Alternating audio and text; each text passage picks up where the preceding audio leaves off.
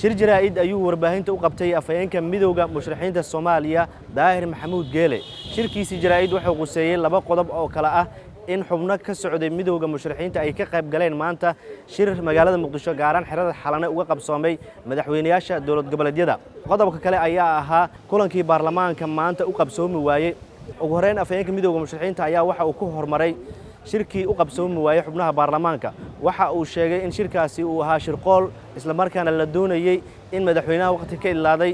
loogu sameeyo muddo kororsi balse taas ay ka soo horjeesteen xubnaha markaasi mucaaradka ku ah dawladda arrimaha baarlamaanka ka socda runtii baarlamaanka xilligiis waa dhamaaday waxa ay wax ku bedeleen waa arrin hadda dastuur ka khilaafsan si jiritaanka iyo meesha inay joogaan waa la gartay laakiin waxyaabo waaweyn oo amba wax kordhin ah amba waxyaabo kale ah xilligeedii lama joogo awoodeedii sharcina ma ay laha warbixinta aan helaynay oo meesha nagu soo gaaraysa waxay ahayd u heelanaan sharci jabin ah dad kala dirid ah dadka isku horkeenid ah muddo u kordhin ah maamul 4 sano aan loogu bogin maalin kale loo kordhin la yiraahdo gaadma ah kala wadid ah isla socoshadoodii in la dhaawacayo ah dalkan hagardaamo wixii ka dhaco waxna waa adawaad iyo meelo loo maro waxna waa cid soo alifto waxaan aaminsanahay oo ognahay on hubinay in ay go'aan iyo abaabul ka yimid madaxweynaha xilkiisu dhamaaday maxamed cabdullaahi farmaajo inay ahayd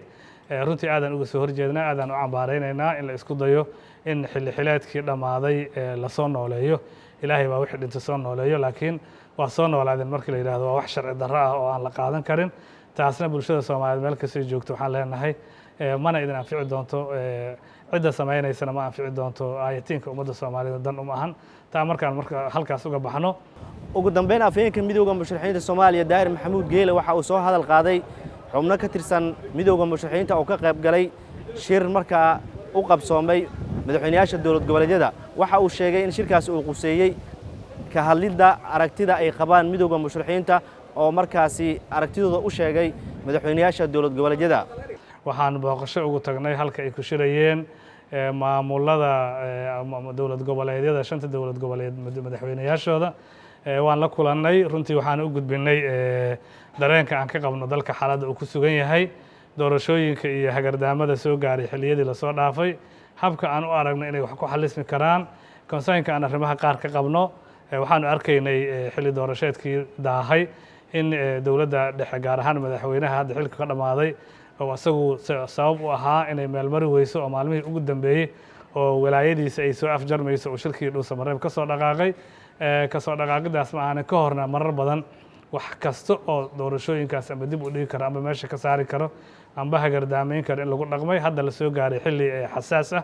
ay ummadda Soomaaliyeed ay u baahan tahay inay hanaankii ay ku soo heshiisay oo dib u heshiisiinteeda lagu saleeyo 4 sanaba mar in doorasho dhacdo ay tahay in la meel mariyo arrinka waxaan ku boorinay walaalaha meesha ku shirayay inay kaalinta mugale oo macnaha leh kaga aadan ay ka qaataan arrin doorashaan la isla soo dhaweeyo annagu haddaan nahay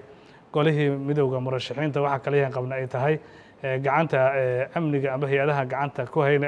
hay'adaha amniga amarka iyo maaragtay hogaamintaba ku yeelanayso in ay noqoto gacan midii hore aan ahayn walaalkeen maxamed cabdullaahi farmaajo gacantiisa in laga wareejiyo gacan aan ammaano ku baranay ma ahan gacan aan uturid ku baranay ma ahan gacan aan wixii la isla lahaa in la isla leeyahay ula dhaqanto ma ahan gacan dad ku maqan yihiin waaye dibadbaxa ku maqan yahay dad siyaasiyiin ay ku maqan yihiin meelo badan oo deganaasho ay ka jirtana deganaashadii ka saartay maalin la arkay wixii iyadu ay dumisay marka dambe ka sheekayso taa